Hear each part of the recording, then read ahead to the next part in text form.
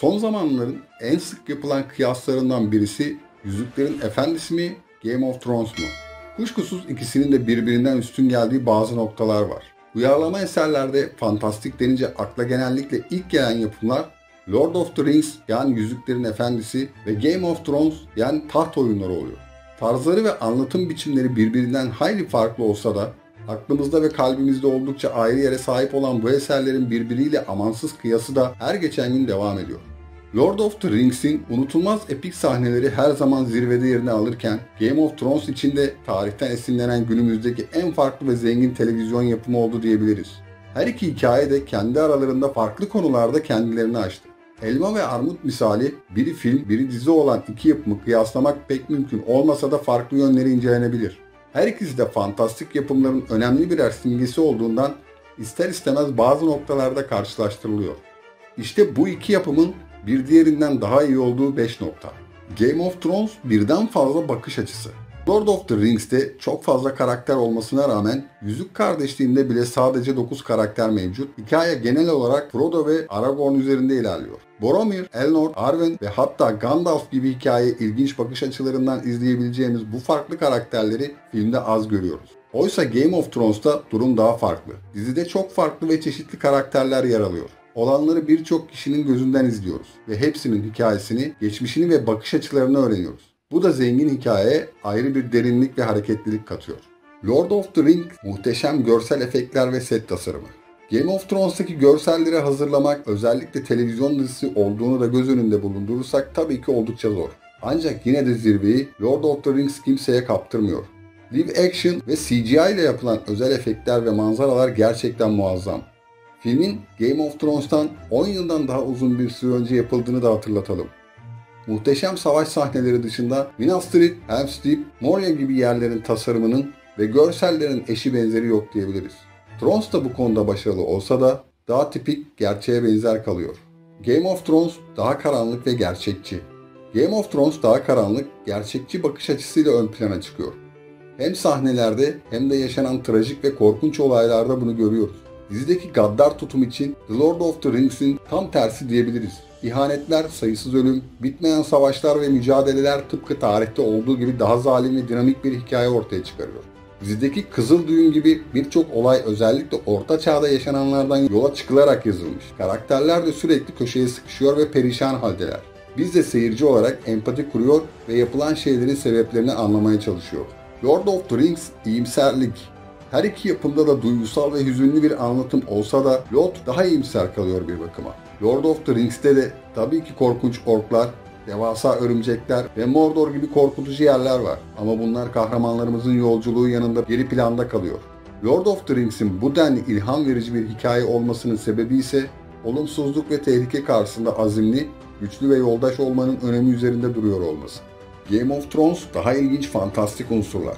Peter Jackson'ın üçlemesinde birçok büyü ve kötülük bulunsa da George R. R. Martin ve Game of Thrones yapımcıları birbirinden farklı fantastik öğeleri harika bir şekilde dizide bir araya getirdi.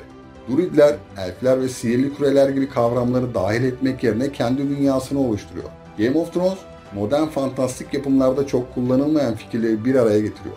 İçinde ejderha, buzdan zombiler, ateş çağıran büyücüler, ormanın çocukları gibi bir ırk ve ağaç tanrılarının olduğu başka kaç tane hikaye sayabiliriz ki? Lord of the Rings dil oluşturma. Burada film ve diziden çok uyarlandıkları kitapları ele alacağız.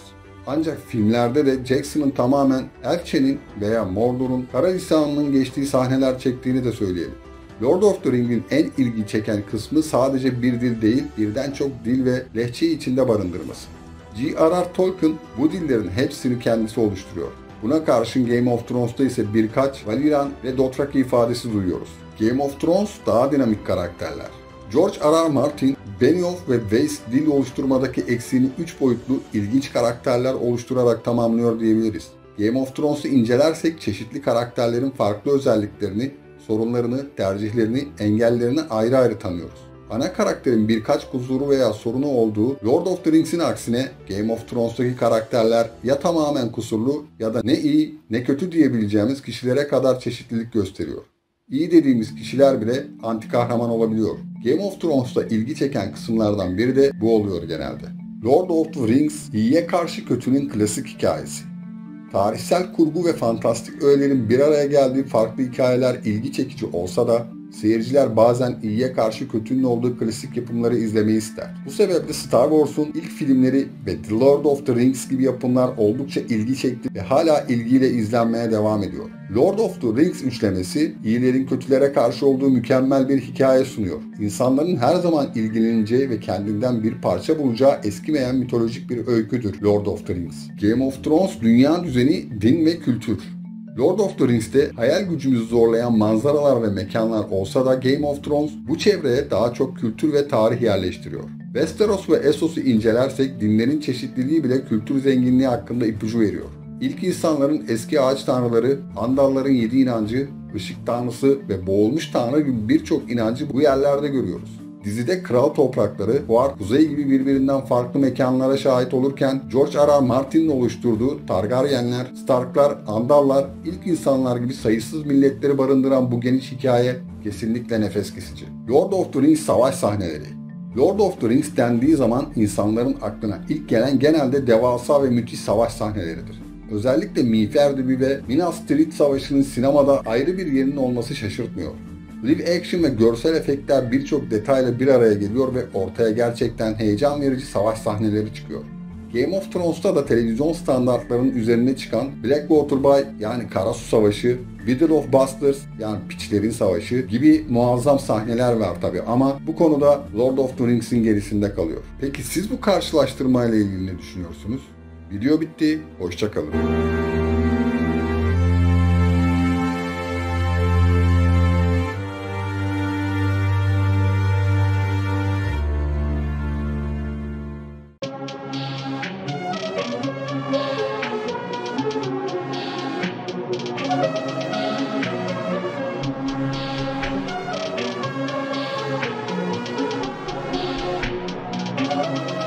Perfect.